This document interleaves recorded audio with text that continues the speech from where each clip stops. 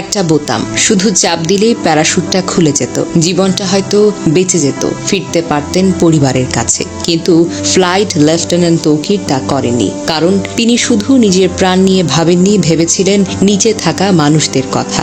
বিমানের emergency system সক্রিয় থাকলেও তিনি সিট ত্যাগ করেনি।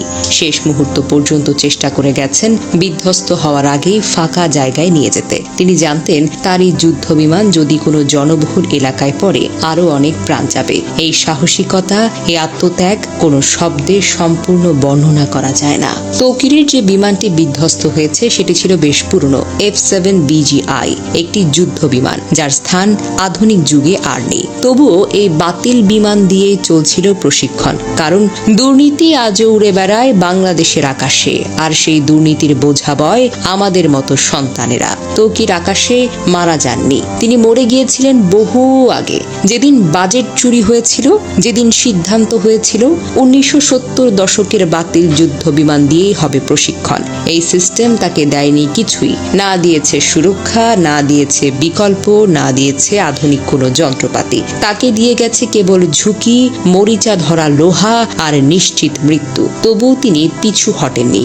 দেশ, দায়িত্ব আর মানুষ, এসবের কাছে নিজের প্রাণকেও তুচ্ছ মনে করেছিলেন। উত্তরার আকাশে ফ্লাইট লেফটেন্যান্ট তৌকির একা মারা যাননি। এই ভয়াবহ দুর্ঘটনায় আরো অনেক প্রাণ ঝরে গেছে। আমরা গভীরভাবে শোকাহত। শহীদ তৌকির সহ সকল নিহতের আত্মার মাগফিরাত আমরা কামনা করি। আহতদের জন্য দোয়া করি, আল্লাহ যেন তাদের দ্রুত আরোগ্য দান করেন। আমাদের একটাই প্রার্থনা, আর যেন কোনো তরুণ তৌকিরকে একটা মরিচে ধরা যুদ্ধ বিমানের সঙ্গে জীবন বিসর্জন দিতে না হয়। দুর্ঘটনার খবর ছড়িয়ে পড়লে বিকেল থেকে রাজশাহী নগরীর উপশহরের 3 নম্বর সেক্টরের আশ্রয় নামের ভাড়া বাড়িতে স্থানীয় বাসিন্দা ও স্বজনদের ভিড় করতে দেখা যায়। বাড়ির মালিক আতিকুল ইসলাম বলেন, ফ্লাইট লেফটেন্যান্ট তৌকির ইসলামের মা বাবা ও বোন জামাই ঢাকার উদ্দেশ্যে রওনা হওয়ার আগে তার মৃত্যুর খবর জানতেন না। পরিবারের সদস্যরা জানতেন সাগর জীবিত ও চিকিৎসাধীন রয়েছেন। তৌকির ইসলামের বড় চাচা মতিউর রহমান বলেন, ঢাকায় রওনা হওয়ার আগে তৌকিরের বাবা মাকে নিহতের খবর জানানো হয়নি। গত বছর তৌকির ইসলাম বিয়ে করেছেন। চলতি বছরের ফেব্রুয়ারি মাসে বিয়ের আনুষ্ঠানিকতা সম্পন্ন করেন। তার স্ত্রী ঢাকার ব্র্যাক ইউনিভার্সিটির একজন শিক্ষক। প্রসঙ্গত, সোমবার দুপুর 1টার পর রাজধানীর উত্তরার দুর্ঘটনায় পরে বাংলাদেশের বিমান বাহিনীর একটি প্রশিক্ষণ বিমান। বিমানটি উত্তরার মাইলস্টোন স্কুল অ্যান্ড কলেজের একটি ভবনে গিয়ে পড়ে যায় এবং বিধ্বস্ত হয়। সঙ্গে সঙ্গে বিমান ও স্কুল ভবনটিতে আগুন ধরে যায়। যে ভবনে এটি বিধ্বস্ত হয় সেখানে বহু স্কুল পর্যায়ের শিক্ষার্থী ছিল, যাদের বেশিরভাগই হতাহত হয়েছে।